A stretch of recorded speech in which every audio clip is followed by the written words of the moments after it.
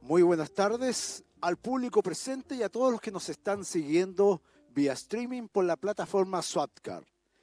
Les recordamos a las personas que nos acompañan de manera remota y a los asistentes en este auditorio que para efectuar sus preguntas o comentarios, estas se deben realizar desde la plataforma virtual Swapcard, ingresando a la charla en la sección del foro de preguntas, las que revisaremos al final del bloque. Para continuar con el bloque de paneles, el tercero del día de hoy se llama Nuevas fuentes de agua, desafíos y oportunidades. Presentamos a los siguientes panelistas. Hilda Hasselbach.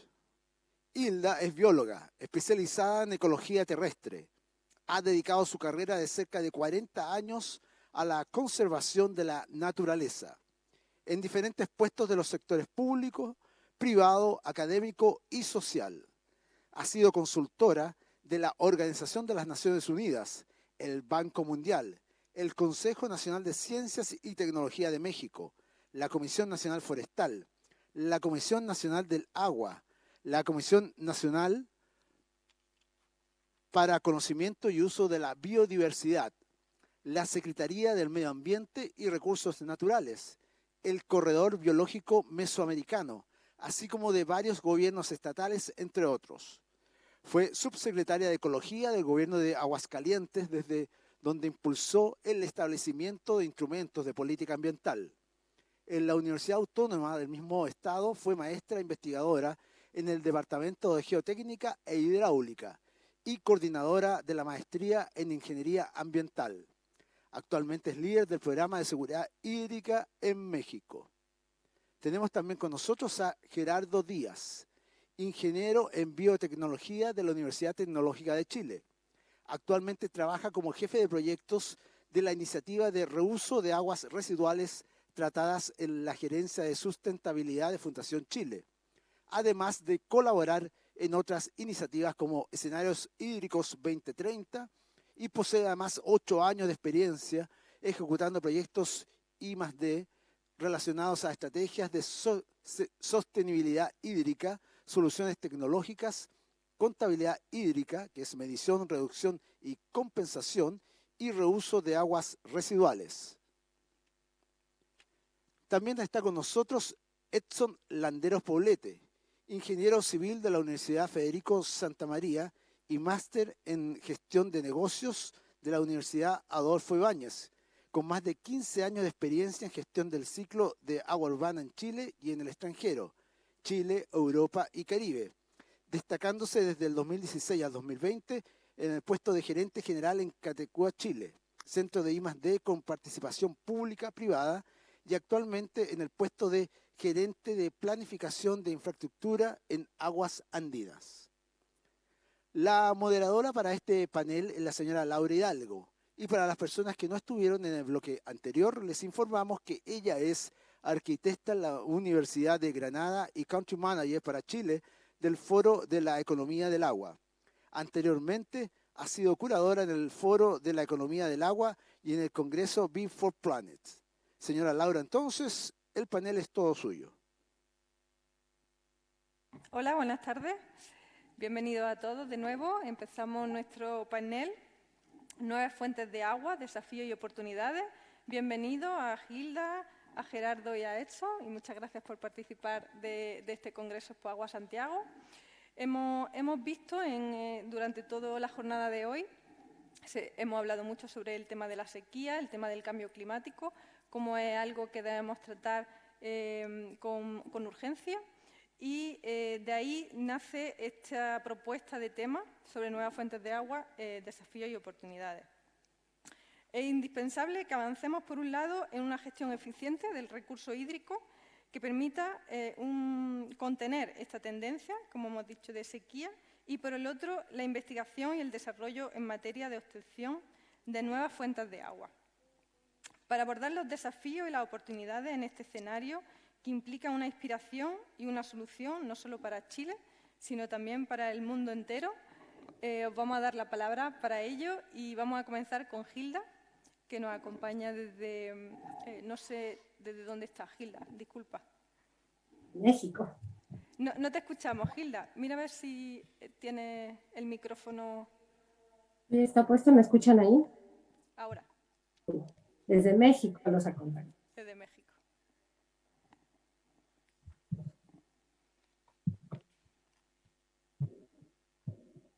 ¿Me escuchan bien?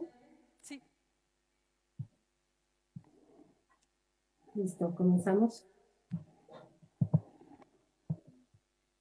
Muchas gracias por esta invitación y gracias a los organizadores. Felicidades por impulsar la discusión en este tema que es de lo más relevante en Chile, en todo el mundo. Siempre es oportuno dar un repaso de lo que está sucediendo en el tema del agua y de nuevas fuentes de abastecimiento. Yo les voy a platicar un poco algunos desafíos que hemos conocido, de varias lecciones, de varios casos acá en México. Quiero compartir con ustedes para tener elementos de cómo llegar a una gestión más razonable del agua subterránea. ¿Pueden ustedes ver? Me dicen si pueden ver mi pantalla. La vemos, Gilda. No escucho. ¿Ustedes me escuchan? Yo no escucho. Sí, Gilda, lo vemos bien la presentación. ¿Puedes partir? Ok, gracias. Bueno, esta es una imagen de la Ciudad de México. Está enclavada en una cuenca cerrada, en una cuenca naturalmente rica y rodeada de montañas. Para quienes no tengan todos los antecedentes, yo vengo de TNC, de The Nature Conservancy, que es una organización global de conservación. De hecho, somos la ONG de conservación más grande del mundo. Tenemos presencia en 72 países, tenemos 4,000 conservacionistas, 500 científicos y más de 1 millón de miembros. Y nuestra misión, nada sencilla, es justamente conservar las tierras y aguas de las que depende la vida. A manera de referencia, hablar un poco de la importancia del agua subterránea en el mundo, que abastece alrededor del 50% del suministro para consumo humano de agua potable y más del 40% del área de la producción de alimentos bajo sistemas de irrigación. 2,000 millones de personas en el mundo están relacionadas directamente con el agua subterránea como fuente importante o principal de abastecimiento. Y bueno, tal vez no está de más decir, aunque suene verdad, pero orgullo, que el agua subterránea es parte del ciclo hidrológico y de más importante, un banco estratégico de agua, sobre todo cuando el agua superficial baja de disponibilidad en épocas de sequía y de estiaje, pues entonces podemos recurrir al agua subterránea siempre que sea bien manejada.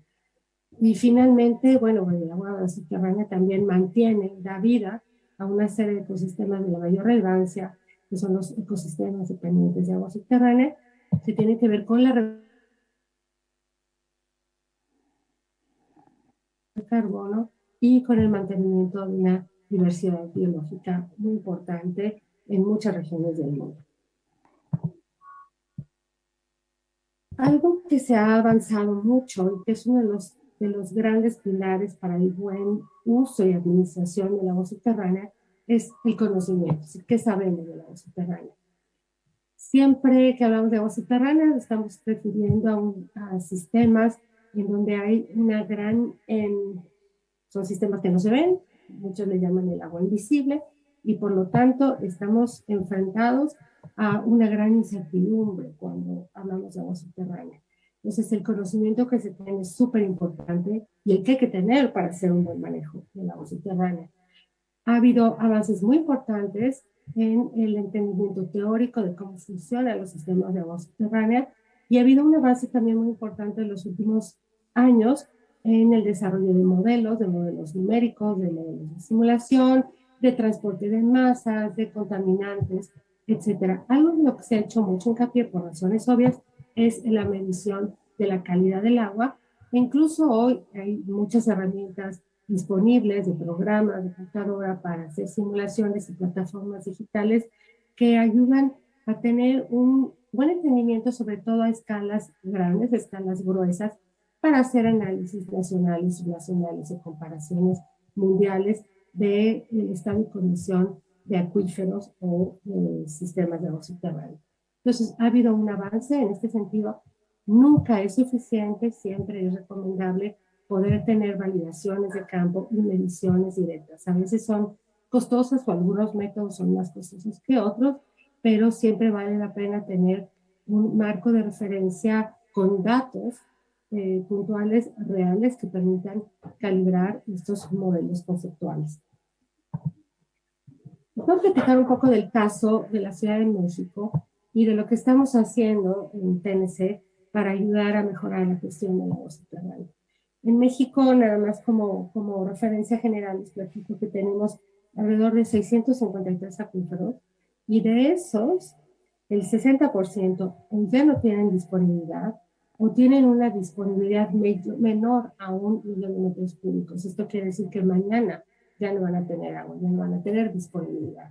Entonces, no, sí van a tener agua, pero no disponibilidad. Entonces, estamos en una situación bastante crítica. En el caso de la Ciudad de México, es particularmente grave, porque como ustedes saben, tenemos una zona metropolitana con una población de más de 20 millones de habitantes.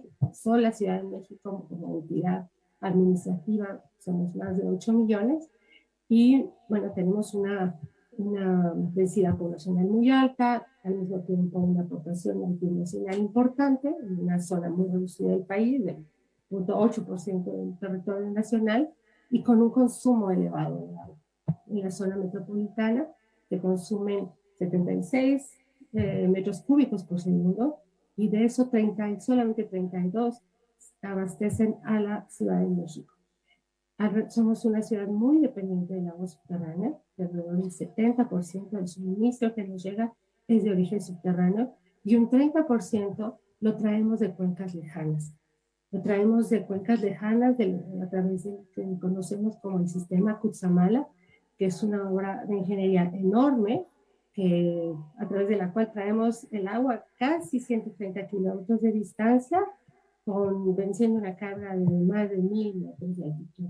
Esto implica un esfuerzo, un gasto energético enorme y también una gran pérdida en el trayecto por diferentes razones, incluidas fugas. Esto quiere decir que lo que nos llega finalmente al grifo de esta fuente superficial de agua es muy poco y se ha convertido en una de las aguas más caras del mundo. Por lo tanto, tenemos que regresar a ver cómo manejamos mejor el agua subterránea, que es la principal reserva. En el transcurso de los años no tenemos muy buenos ejemplos de cómo la hemos utilizado. Hay 4 acuíferos que son los principales abastecedores en el Valle de México, que es donde se ubica la zona metropolitana y la propia Ciudad de México. Estos acuíferos tienen un déficit acumulado tremendo de unos 800 millones de metros cúbicos anuales. Solamente el acuífero que se conoce como zona metropolitana de la Ciudad de México ha tenido un incremento en su déficit en los últimos años de unos 30 millones de metros cúbicos. Y la parte más importante de este acuífero se ubica dentro de la propia ciudad. Yo sé que todos cuando pensamos en la Ciudad de México pensamos en una gran zona urbana, pero alrededor de la mitad de la entidad está compuesta por una zona rural en donde están los principales sitios de recarga, en paisajes naturales e incluso en zonas agrícolas. Desafortunadamente, hemos ido aventando el crecimiento urbano hacia esta zona con el consecuente sellamiento de las funciones de recarga y entonces el agua, en lugar de recargarse, se convierte en escorrentía superficial que acaba generando inundaciones fuertes dentro de la ciudad.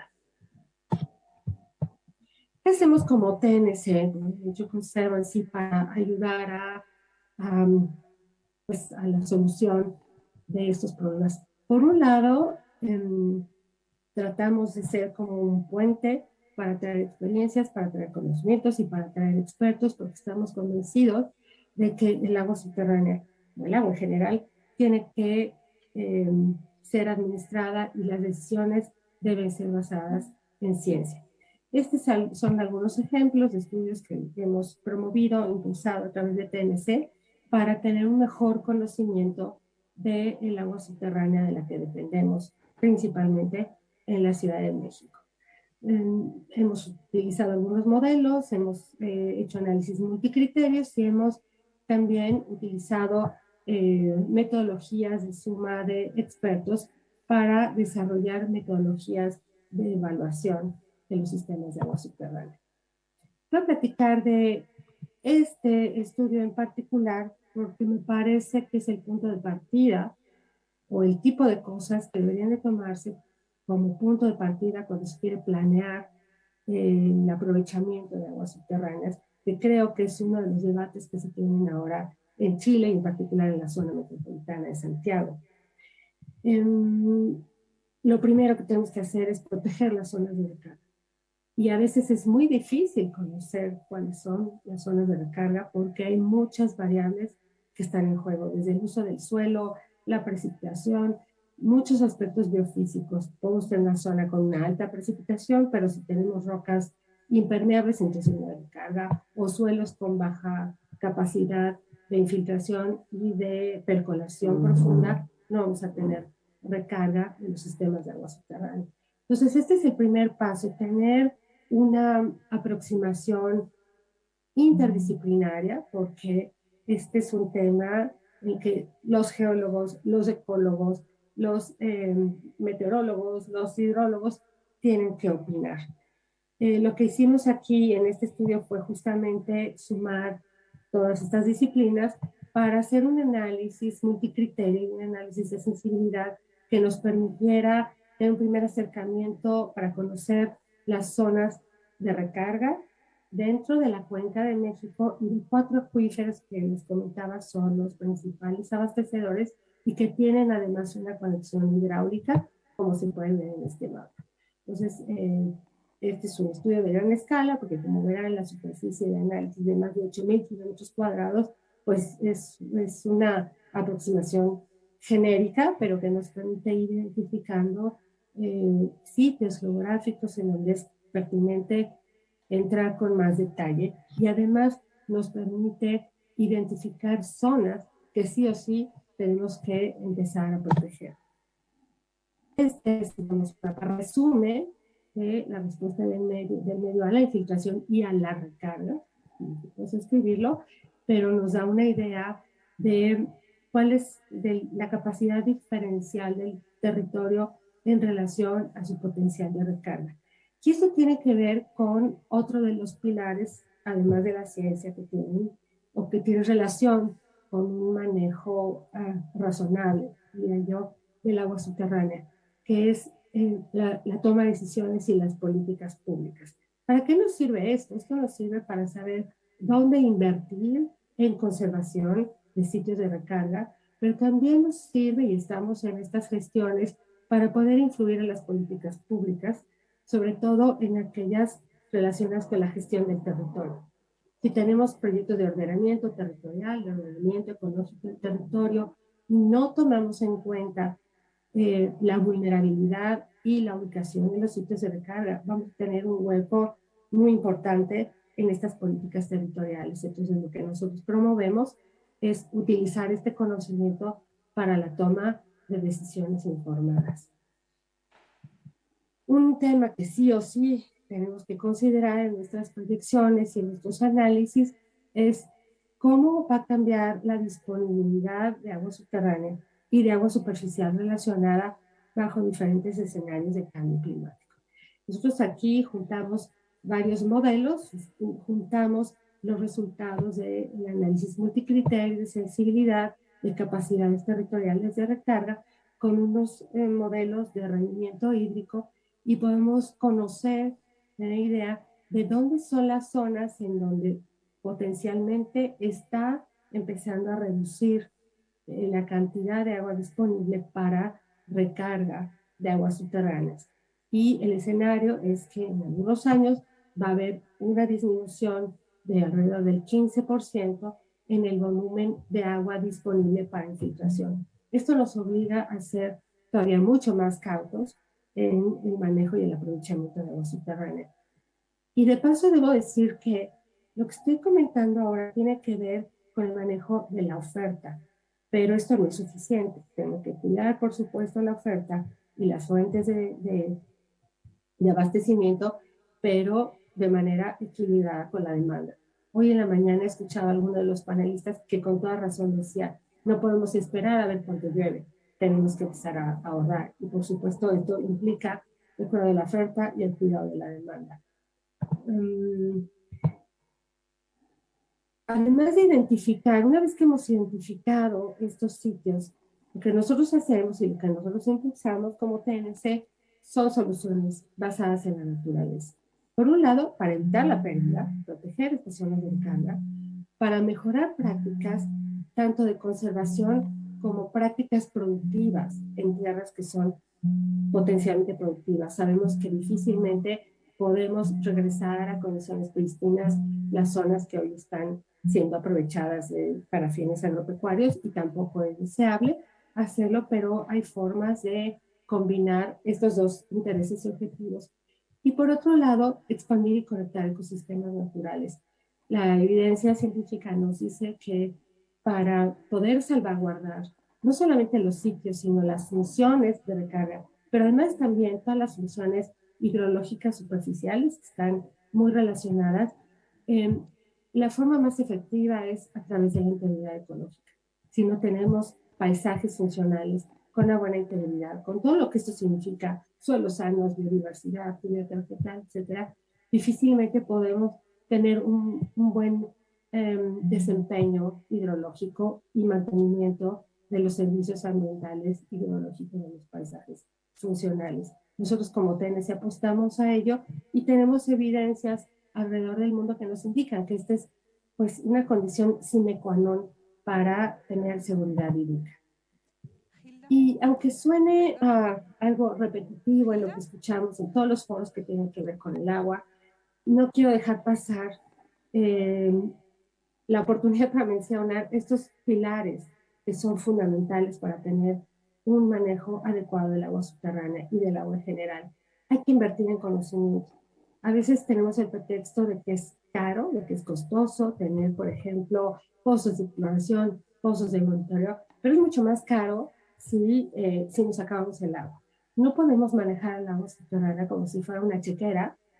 Emitimos cheques sin saber cuál es el saldo. Y eso es lo que, al menos en México y en otros lugares, en otras regiones, hemos estado haciendo. Eso no es sostenible, eso nos va a dejar nos va a llevar a crisis del agua, nos está llevando a crisis del agua en muchas regiones, como el caso de la Ciudad de México que les acabo de platicar. Tiene que haber reglas claras, tiene que haber gobernabilidad. Y como comentaba hace un momento, necesitamos tomar en cuenta estos conocimientos para dar entradas y ser una base para el manejo del territorio. Otro elemento y otro pilar importante es tener una buena gobernanza y acción colectiva. Por ejemplo, si no hay gobernabilidad clara o si las reglas no son muy claras, necesitamos actuar de abajo hacia arriba, directamente desde quienes ocupan el agua, desde las sociedades de regantes, desde los comités o las estructuras que existan en cada país, donde a través de las cuales se pueda fomentar, por ejemplo, el monitoreo, digamos, en el uso del agua para riego. Nosotros estamos fomentando un esquema, por ejemplo, en una zona en donde el agua subterránea es la principal fuente para la irrigación de una zona muy importante de producción en el centro del país, pero los productores no saben exactamente cuánta agua están usando, cuánta agua está usando el vecino, y entonces es difícil, ¿sí? Son recursos compartidos y necesitamos tener un conocimiento compartido para saber cómo están los niveles piezométricos, qué tanta agua se está utilizando cada quien y cuál es el comportamiento y la respuesta del agua subterránea. Y de manera sine qua non, pues proteger las zonas de recarga, tanto para seguir manteniendo la función misma de recarga como para cuidar la calidad del agua subterránea. Yo diría que estos son como los conceptos básicos y bueno, Hilda, simplemente que vayas terminando, insistir en que la seguridad hídrica solo se puede alcanzar si se protegen las fuentes naturales de agua, lo cual es una redundancia porque no hay más fuentes que las que la naturaleza da. Con esto termino. Muchas gracias. Gracias, Hilda. Creo que no me escuchaba, que se había pasado de tiempo. Bueno, pues entonces te doy paso a Gerardo. Gerardo Díaz, sí, si quieres pasa. ¿Podría mover esto? Sí, está muy alto. Sí, mejor, ¿o no? Así me voy a poner acá mejor. Eso. Ya, gracias. Hilda, prende la cámara, por favor. Bien,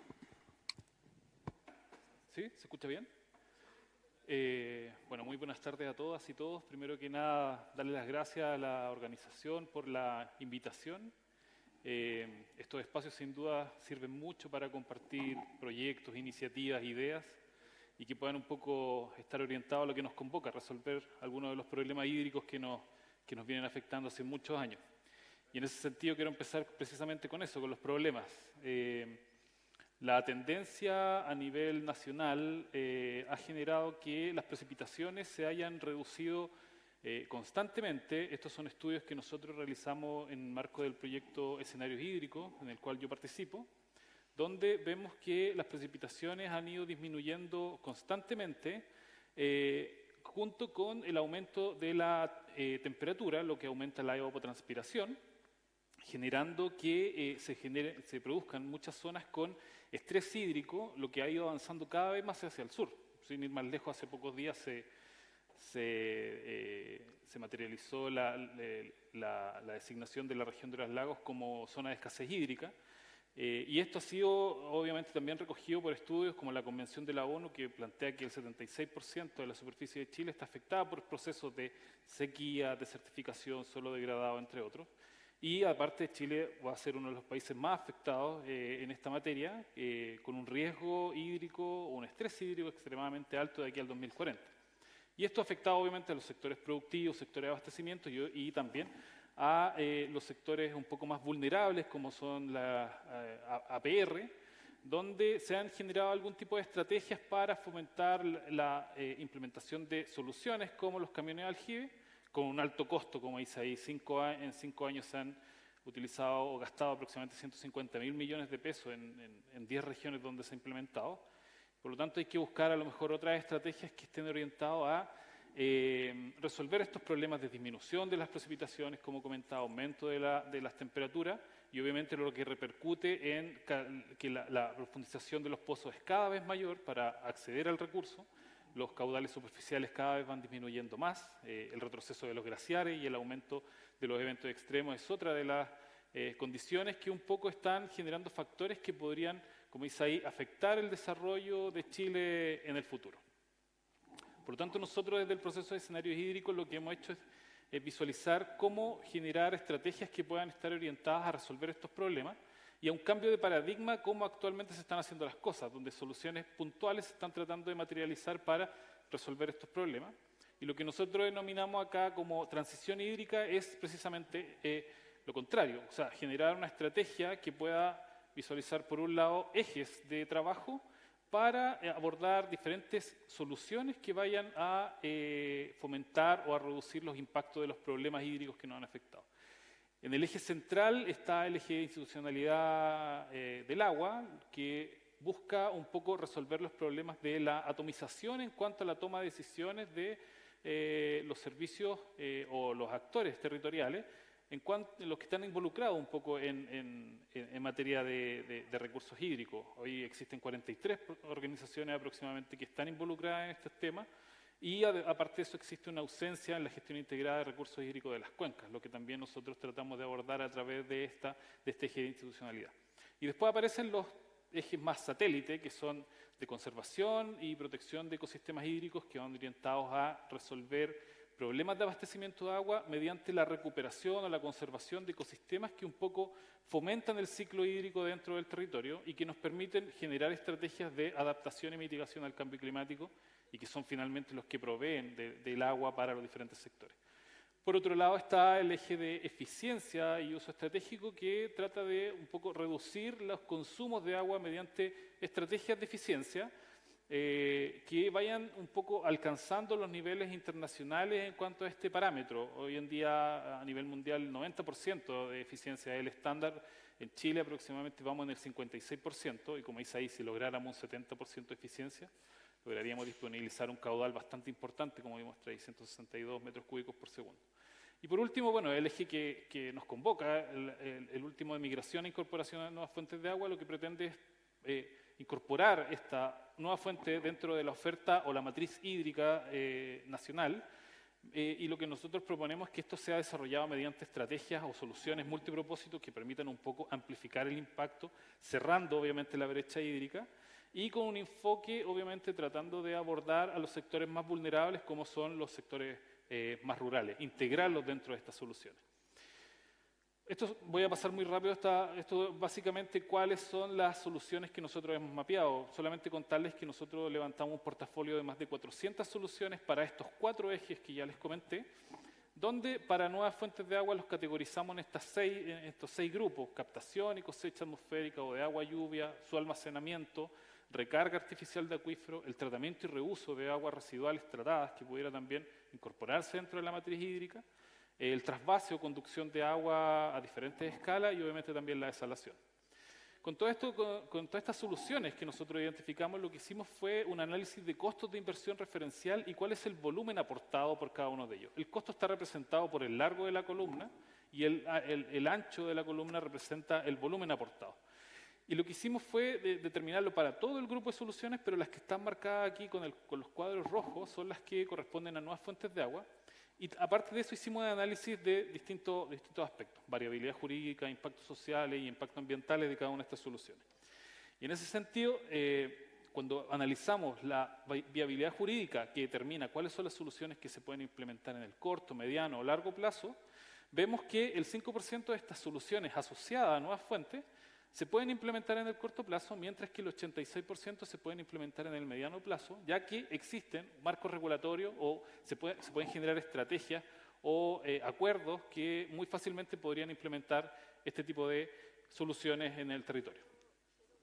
Y por otro lado, mediante el análisis de impacto ambiental y social, lo que determinamos es cuánto impacto a los ecosistemas o a la sociedad o a las comunidades pueden generar estas soluciones.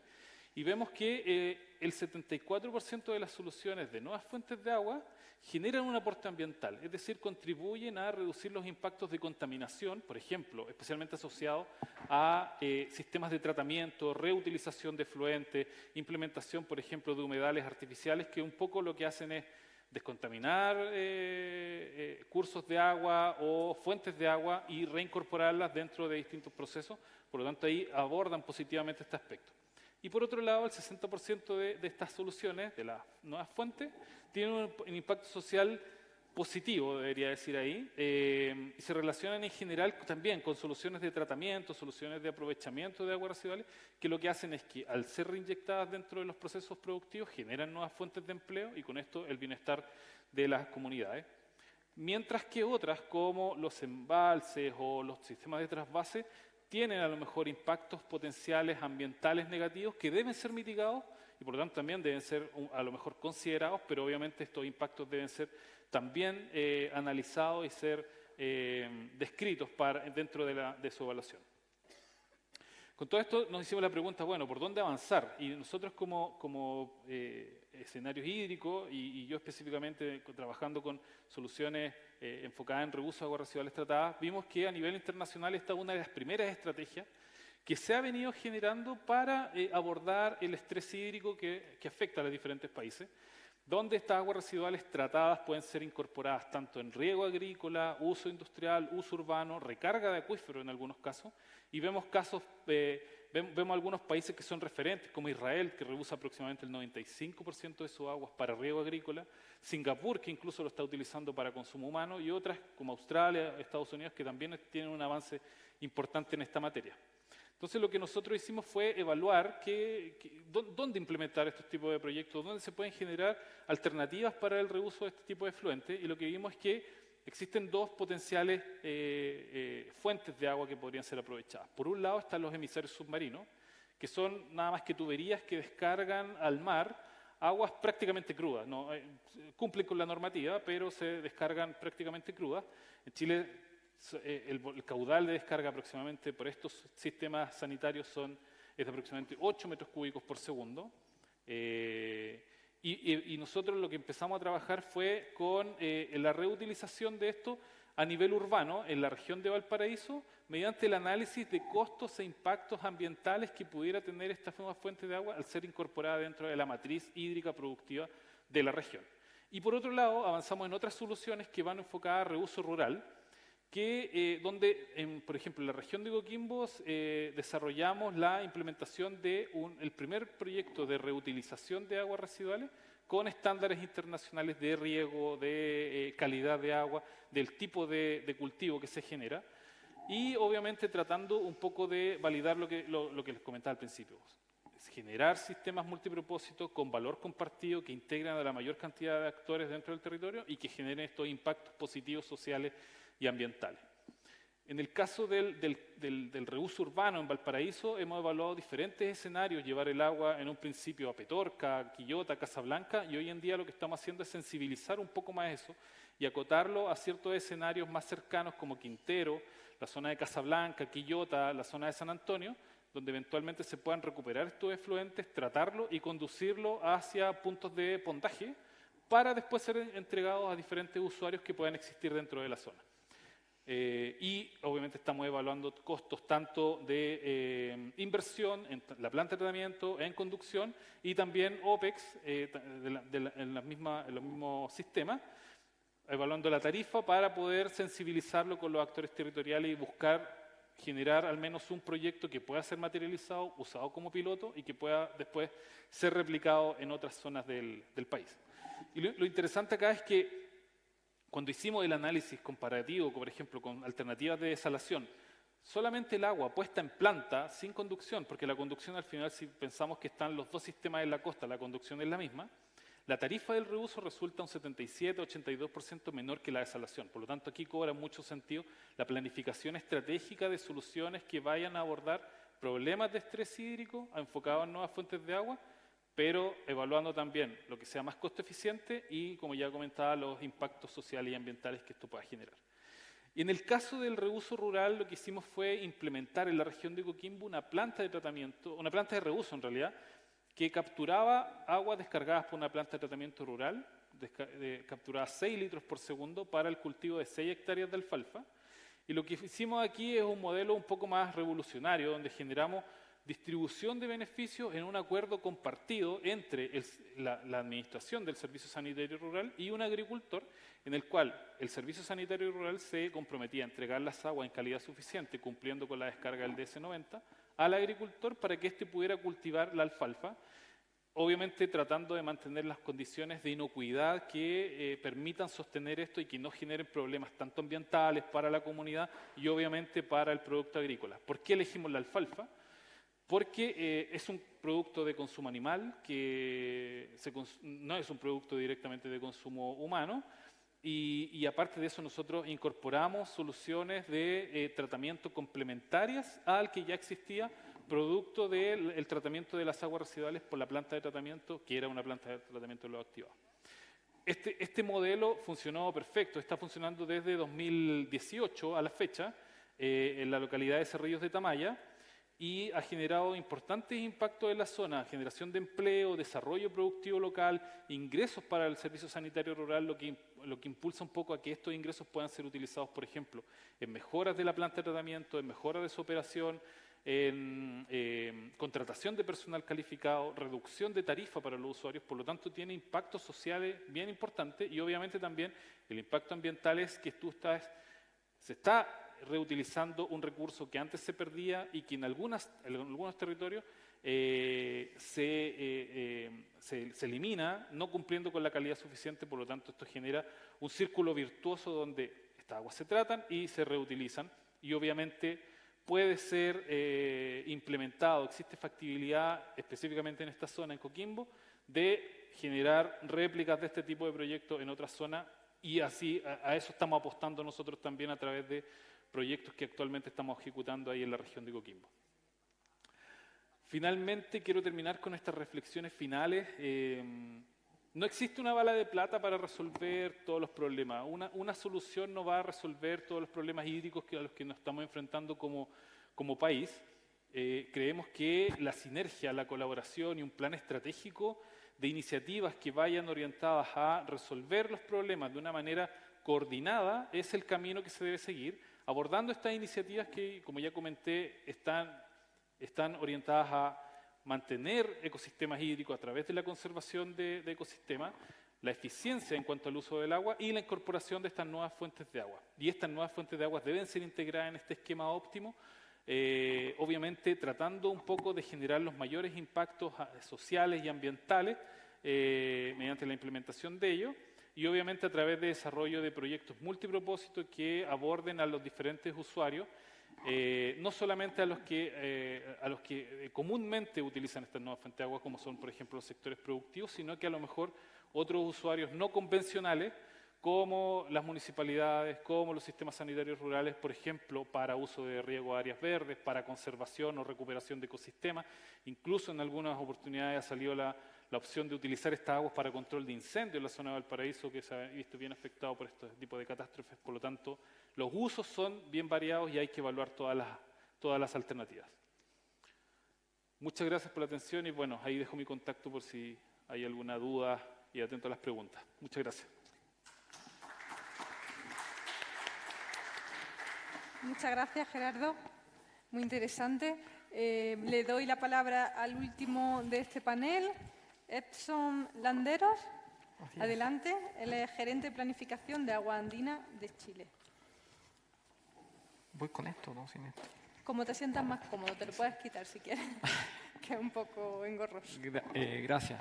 Bueno, agradezco la oportunidad de compartir, digamos, lo que como empresa estamos nosotros viendo y proyectando en temas de nuevas fuentes de agua. Voy a partir, digamos, con algo que ya, bueno, un poco dar el contexto de qué es lo que significa aguas andinas, sobre todo para la gente que a lo mejor no es de la región metropolitana o que nos están escuchando desde otras partes. Aguas Andinas es, digamos, la principal empresa sanitaria de Chile, atiende alrededor de 8 millones de habitantes, que son las que están dentro del área operacional de la empresa. Nuestras fuentes principales de abastecimiento hoy en día es un mix entre fuentes superficiales y fuentes subterráneas. Principalmente son fuentes superficiales, al contrario de lo que nos mostraban en Ciudad de México, que eran, digamos, las proporciones parecidas pero al revés. Un 80% de la producción viene del río, principalmente el río Maipo, y un 20-21% es producto de la extracción del acuífero de agua subterránea. Tenemos alrededor de 285 pozos repartidos en toda la región metropolitana. Estos, digamos, ahí se producen alrededor de 774 millones de metros cúbicos al año de agua potable. Y se distribuye, bueno, se almacena en más de 1 millón de metros cúbicos de estanques de regulación, y esto pasa por una red de 13.000 kilómetros de red de agua potable, que los van distribuyendo a los distintos clientes. Luego el agua que consumen es captada, alrededor de un 80% del agua que se consume, luego es recolectada por las redes de alcantarillado. Son aproximadamente 10.000, casi 11.000 kilómetros de red. O sea, cuando hablamos de esto son distancias enormes, son unir Santiago con Madrid, tal vez, por una red por una tubería. O sea, esas son las distancias que estamos hablando cuando hablamos de la longitud de red que existe en la región metropolitana. Y luego se tratan en 14 plantas de tratamiento de aguas servidas, de aguas residuales, que descargan al medio ambiente y restituyen alrededor de 508 millones de metros cúbicos de agua depurada, principalmente al río Mapocho, ¿vale? Ese, digamos, es todo el contexto de la empresa. Está muy marcado también por el concepto de economía circular. En las biofactorías se producen también otro tipo de elementos de valor a partir de estos residuos que voy a comentar un poco más adelante. Ahora, todo esto está circunscrito a un gran desafío, cuando hablamos del desafío del cambio climático. Y esto impacta notablemente en la disponibilidad hídrica. Aquí hay algunos datos, por el tiempo a lo mejor no voy a entrar mucho en detalle. Tenemos una estadística de precipitaciones desde el año 1820 aproximadamente. donde podemos ver cómo han ido disminuyendo, estos son los promedios, digamos, naranjo, ahí aparecen los promedios decadales, y hemos visto, y podemos ver cómo se va reduciendo ostensiblemente la precipitación en nuestra región. Hoy día tenemos un 60% menos en la década pasada de lo que teníamos en la década de 1820, por ejemplo, donde teníamos alrededor de casi 500 milímetros al año. Hoy día estamos con menos de 200 milímetros al año de precipitación. Y esto además se ha marcado mucho durante la última década. Llevamos prácticamente 12 años con una precipitación por debajo de los niveles históricos. Normalmente, además, digamos, cómo funciona el sistema es que nos apoyamos mucho en el embalse del yeso. El embalse del yeso es nuestra principal fuente de almacenamiento y de regulación, y tradicionalmente un embalse más o menos se diseña para poder ir llenándose en periodos en los cuales hay precipitación y apoyando en periodos donde hay déficit de precipitación. Bueno, los últimos 10 años han sido 12 años han sido prácticamente todos los años periodos de déficit. Entonces, así es muy difícil mantener un embalse lleno. Durante los últimos, de hecho, la foto que está ahí es de hace 2 o 3 años atrás, más o menos, la última gran, digamos, periodo de sequía, que fue el 19-20, donde lo hemos podido recuperar gracias a la colaboración también con los regantes y con los otros usuarios de la cuenca. Entonces, el contexto está difícil. Los caudales tanto del río Maipo como del río Mapocho han ido reduciéndose respecto a los volúmenes, a los caudales históricos. Tenemos un 42, 54%, un 42% en el río Maipo, un 54% menos de caudales en los ríos Mapocho, y esto obviamente afecta la disponibilidad de agua en los ríos que abastecen a nuestra región metropolitana, y también afecta la recarga que vamos teniendo en el embalse del Yeso. Ahora, si vemos también otro componente importante dentro de las fuentes de agua, que son los glaciares, ellos también se han visto fuertemente impactados por este escenario climático. Aquí tenemos una foto del glaciar Olivares Alfa, que tributa al río Olivares, río Colorado, posteriormente, y que vemos, digamos, una foto del año 53, tomada en el mismo lugar, en el mismo mes, y podemos apreciar, digamos, una evidencia de cómo han ido retrocediendo estos glaciares. Estos glaciares para nosotros, el abastecimiento de la ciudad es muy importante porque nos aportan agua, sobre todo en los últimos meses de verano. Cuando ya no queda nieve, el agua que viene principalmente por los ríos proviene de estos glaciares. Entonces, a la medida que se van derritiendo, esa disponibilidad en los últimos meses del verano se empieza a hacer un poco más escasa. Aportan aproximadamente durante los últimos meses prácticamente el 60% en los años más secos del agua que viene por el río Maipo proviene de estos glaciares. Obviamente las proyecciones climáticas que se hacen a futuro hace que esta reducción de los glaciares se incremente, por lo tanto el déficit que uno podría esperar de ellos también aumenta. Aquí hay algunas proyecciones de caudales, obviamente no son auspiciosas, las proyecciones climáticas nos indican que a fines del siglo los caudales, o durante este siglo los caudales van a seguir reduciéndose, sobre todo los máximos del verano, los mínimos del invierno tanto, los mínimos incluso puede ser que aumenten un poco porque va a estar precipitando de manera líquida en la cordillera más que la precipitación en nieve, vamos a tener menos acumulación de nieve, por lo tanto todos estos picos que veíamos en el verano se van a empezar a reducir. Desde el punto de vista de abastecimiento y también desde riego, no solo de agua potable, sino también de riego, esto igual genera un tema bastante crítico porque precisamente son estos meses los que demandan más agua, tanto para riego como para consumo humano. Para consumo humano el mes, digamos, uno de los meses de máximo consumo es diciembre, y tradicionalmente tenemos caudales altos durante ese mes. Ahora, la demanda tampoco nos ayuda mucho. Hay un incremento también proyectado de la demanda en toda la región metropolitana también durante los próximos años. Acá, digamos, hay que hacer una precisión porque no está tan relacionado con la demanda individual que va creciendo, sino más bien con el aumento de la población, ¿vale? A nivel de demanda individual, a nivel de demanda de cliente, esta demanda durante los últimos años se ha ido reduciendo. Es decir, que de alguna manera estamos generando algo de conciencia en el uso de agua, pero no se compensa, digamos, con el aumento que hay en la población. Entonces, si vemos esta ecuación, digamos, resumiendo, tenemos menos caudal proyectado y vamos a tener más demanda, lo cual hace que tengamos que empezar a mirar, digamos, otro tipo de fuentes y otra manera de mejorar la disponibilidad hídrica en la región metropolitana. Y ahí empiezan a aparecer distintos tipos de soluciones, ¿vale? Tanto soluciones tradicionales como empezar a explorar nuevas fuentes de agua. Como empresa tenemos, digamos, una cartera de proyectos que está pensada a corto, a medio y largo plazo. En este círculo, digamos, están las medidas que nosotros podríamos considerar a corto, medio plazo. Tenemos una proyección de poder incorporar al abastecimiento alrededor de 300 hectómetros cúbicos al año al 2030. Esto implica una inversión de por lo menos 250 millones de dólares que están asociados a esta obra que nos ayudan a aportar resiliencia frente al cambio climático. Aquí tenemos obras de aumento y optimización de nuestros derechos que tenemos de extracción en el acuífero.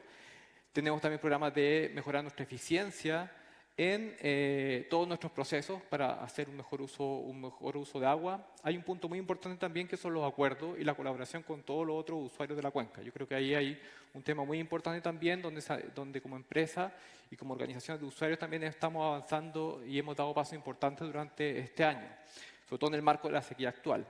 Y también empiezan a aparecer una serie de nuevas fuentes, ¿vale? Y aquí, en el medio plazo, digamos, tenemos ya un proyecto en marcha de reuso de agua depurada de nuestra biofactoría y también empezamos a explorar nuevas fuentes de agua en temas de infiltración de acuíferos y también en temas de desalación.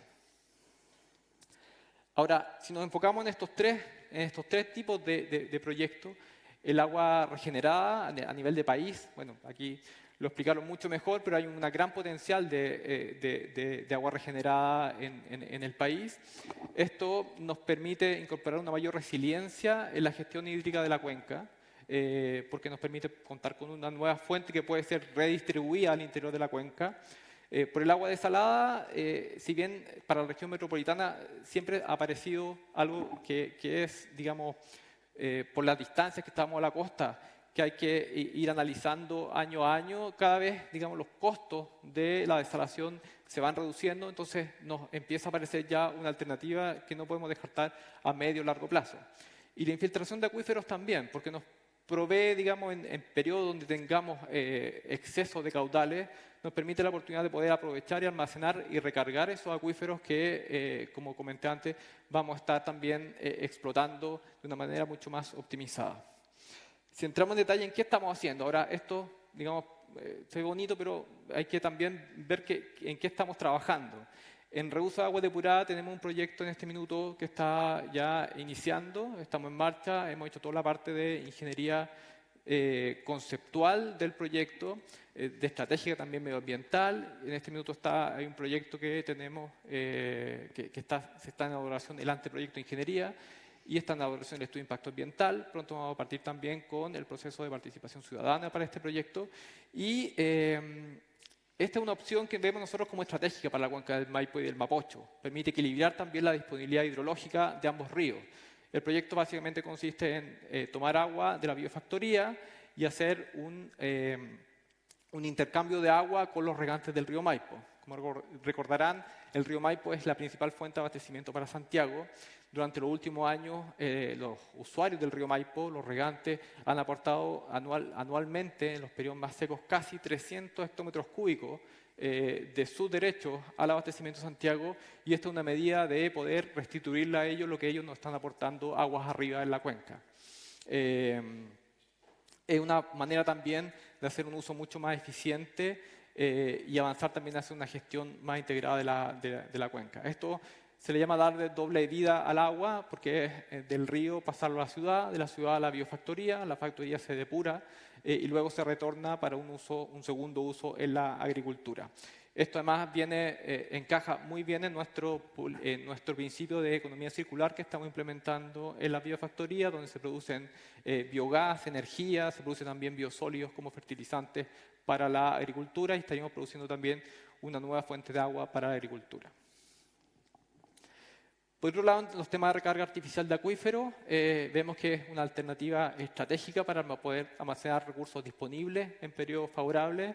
Es algo que se hace, digamos, ya de manera habitual en otros lugares del mundo. Ahí técnicamente no hay mucho que desarrollar. Ya hay experiencia en muchos países en este tipo de tecnología. Lo que yo creo el desafío acá es poder generar un proyecto que nos permita aprovechar esos recursos y generar derechos sobre los recursos que uno está infiltrando. Y en ese sentido nosotros queremos implementar un proyecto demostrativo. Estamos trabajando en este minuto en la parte más conceptual y generando los antecedentes para poder hacer un proyecto demostrativo en la cuenca alta del río Mapocho, para poder hacer un proyecto de infiltración en un lugar que está bastante, digamos, acotado y que nos permita generar la experiencia, hacer una demostración, que esto pueda también ser replicado a escala industrial luego en zonas acuíferos mucho más grandes como Santiago Central o los sectores más bajos de Santiago. Lo que queremos es pasar por toda la tramitación, digamos, de la Dirección General de Agua para poder luego obtener y poder ejecutar y operar este tipo de recarga. Y finalmente el agua desalada es una alternativa que no podemos descartar, la vemos a medio o largo plazo, que nos permita incorporar estos nuevos recursos a la cuenca del río Maipo-Mapocho. Es una alternativa bien, digamos, que nos permite incrementar la seguridad hídrica en la cuenca porque no tiene una dependencia del escenario hidrológico actual. El agua, digamos, desalada siempre va a estar ahí, el mar siempre va a estar ahí, esperamos, y no va a estar la disponibilidad de esa agua no va a depender de si tenemos un año más seco o menos seco. Entonces nos da cierta garantía y una base de seguridad para la disponibilidad hídrica a largo plazo de la cuenca. Los costos de desalación, como comenté, se han ido reduciendo. Lo que vemos que ya comienza a futuros que ser una alternativa viable.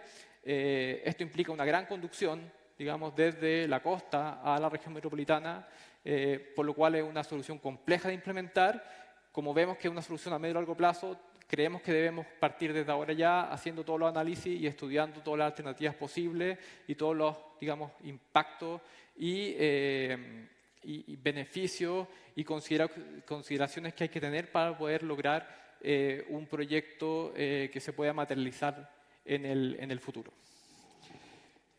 Bien, para terminar, digamos, quería digamos, cerrar haciendo una pequeña conclusión respecto a cómo, digamos, el escenario actual y el escenario futuro va avanzando tan rápido. Estas proyecciones climáticas que nosotros veíamos quizás a 15, a 20 años más, de repente las vemos demasiado encima y esto nos obliga a empezar a acelerar todo nuestra planificación de infraestructura. Y nos obliga tal vez a empezar a dar pasos mucho más rápido de los que estamos acostumbrados a dar quienes trabajamos en los temas de planificación. Porque vemos que hay herramientas y modelos que tal vez estamos pensando en que la realidad va a ir más rápido que lo que podemos que proyectar en modelos, y tenemos que estar preparados para eso. En ese contexto, digamos, el balance entre la disponibilidad y la demanda es un factor clave y que debemos actuar. Aquí hablé de la disponibilidad, pero también tenemos que hablar un poquito de la demanda y también ahí hacer el llamado y generar conciencia de un uso responsable del agua. Como dice, digamos, la campaña comunicacional que tenemos ahora en la empresa, que estamos viendo, y aquí un poco la evidencia de que las precipitaciones han cambiado, los ríos han cambiado, los glaciares han cambiado, el clima está cambiando, entonces ahora nos toca cambiar a nosotros y cambiar nuestros hábitos de consumo también. Eso, muchas gracias. Muchas gracias, Edson. Muy interesante. Habéis tocado temas de agua subterránea, recarga de acuíferos, la importancia del reuso del agua servida, desalación, soluciones basadas en la naturaleza, todas ellas posibles soluciones y que aportan. Me llega desde la plataforma que se pueden hacer preguntas. Tenemos unos 10 minutos, ¿vale? Y lanzo algunas preguntas para los tres. La primera, en los ejes de transición hídrica, de alguna forma, han priorizado la circularidad en la gestión del agua o el máximo aprovechamiento en los usos del agua. Con la tecnología disponible hoy día, ¿es suficiente para abordar el futuro del agua? Uno de ustedes. Sí, bueno, voy a contestar yo primero ese punto. O sea, el desarrollo tecnológico hoy ya está tan avanzado que no hay brechas importantes ahí sobre ese punto. Yo yo creo que es el punto de la gestión, de cómo se materializan estas soluciones de manera coordinada, el punto de quiebre que se tiene que un poco salvaguardar para generar estrategias que vayan orientadas a resolver los problemas de escasez hídrica o los problemas de calidad, de cantidad de agua o de conflictos sociales por el agua que también son muy importantes. Nosotros lo hemos levantado durante el proceso de escenario hídrico. Por lo tanto, el desarrollo tecnológico no es una brecha, sino que es resolver los problemas de institucionalidad, como comenté en algún momento, cómo las distintas instituciones trabajan de manera coordinada, cómo se involucra al sector público, con el sector privado, y cómo se involucra también a la academia y a la sociedad civil. Nosotros dentro del proceso de escenario hídrico tratamos de un poco resolver eso a través de este proceso de construcción colectiva, donde integramos dentro de estos espacios de trabajo a estos actores territoriales y bajando también a los territorios, levantando los problemas desde los territorios y tratando de generar las soluciones que se adecúen más a ellos. Cuando las decisiones se toman a nivel central y no bajan al territorio, no se resuelven efectivamente estos conflictos, estos problemas. Por lo tanto, esta debe ser una solución un poco más desde allá, desde las cuencas y desde los actores que están ahí involucrados para tratar de resolver los diferentes problemas. Gracias. Edson, no sé si quiere añadir algo más. Bueno, complementar con lo que mencionas, que claro, desde mi punto de vista también el tema tecnológico de alguna manera está bastante resuelto. Ahí no hay, como no sé, temas de infiltración de acuíferos, ya existen experiencias en el mundo, desalación también ha avanzado. Yo creo que aquí la mirada que hay que ir dando es cómo esto se va integrando en una cuenca. Los países que han sido exitosos en la gestión del agua y enfrentar estos problemas bien complejos, estos escenarios, lo han hecho porque tienen una mirada mucho más integrada de cuenca. Nosotros todavía estamos un poco muy lejos de eso, por todo lo que comentaban de la dispersión de responsabilidades en el territorio. Pero lo que estamos viendo nosotros ahora y lo que estamos empujando con los otros usuarios, con los regantes, son mesas de trabajo con ellos, porque vemos que en este minuto los cambios están sucediendo tan rápido que tenemos que empezar a dar pasos y buscar acuerdos ahí donde en punto y en lugares donde tal vez hace 5 o 10 años atrás era muy difícil encontrar acuerdos, porque ahí estamos viendo que el escenario es complejo y que necesitamos avanzar todos buscando unas soluciones en conjunto. Estupendo. Lanzo otra pregunta del público. ¿Cuál es el estándar internacional o qué norma fue utilizada para evaluar la calidad del agua de riego utilizada en la reutilización, en el reuso, entiendo, del agua servida, ¿no? No sé si, Hilda, no sé si nos escuchas bien y quieres intervenir.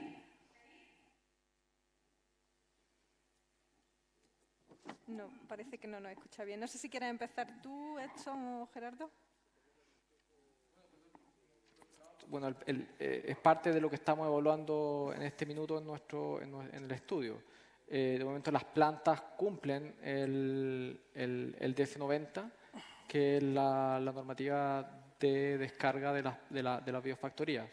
Son aguas que están depuradas y que cumplen la normativa para ser descargadas. Aquí hay un uso que se hace en este minuto indirecto, agua abajo de estas biofactorías.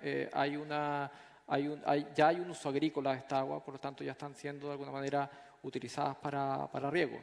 Lo que nosotros estamos planteando es hacer unas transferencias de agua hacia otros sectores de riego, pero básicamente el mismo agua que ya se está usando para esos fines en otras partes de la cuenca. Sí. Gerardo, tú has comentado también en tu presentación este tema, ¿no? Sí, solamente ahí para complementar, muy de acuerdo con lo que dice Edson, que esas aguas ya tienen un reuso indirecto, las que descargan a través de las plantas de tratamiento urbana, producto que aguas abajo son recuperadas por diferentes usuarios, principalmente del sector agrícola, y nosotros nos estamos enfocando en los emisarios submarinos porque hoy en día no existe una normativa de reuso propiamente tal a nivel nacional, aparte de la ley de aguas grises, pero una normativa para la reutilización de los efluentes sanitarios en su totalidad no existe. Por lo tanto, nosotros, en el caso de la planta de tratamiento y de reuso de Coquimbo, esta planta de tratamiento rural, nos adecuamos a la normativa existente, que es el DS90 tabla 5, con la que descargan a cursos superficiales, y aparte de eso implementamos otras estrategias tecnológicas que permitan un poco asegurar la inocuidad o la calidad del agua para el uso agrícola. En el caso de los emisarios submarinos, al descargar al mar no tienen usuario de agua abajo, y ahí existe algún tipo de conflicto en cuanto a de quién es la propiedad del agua y si esto puede ser reutilizado, y obviamente no se puede esperar a que la normativa aplique, se tienen que generar un poco los acuerdos sectoriales que puedan impulsar esto, dada la urgencia que tenemos en cuanto a materializar proyectos que nos ayuden a enfrentar la crisis hídrica, y eso es un poco a lo que apostamos nosotros con estos proyectos principalmente de recuperación de agua de emisarios submarinos. Los acuerdos sectoriales entre los actores públicos, el gobierno regional, los actores privados como es la sanitaria de la región y obviamente los actores territoriales que puedan un poco aprovechar esta nueva fuente de agua. Gracias. No sé, Gilda, si ya puedes conectarte y quieres decir algo.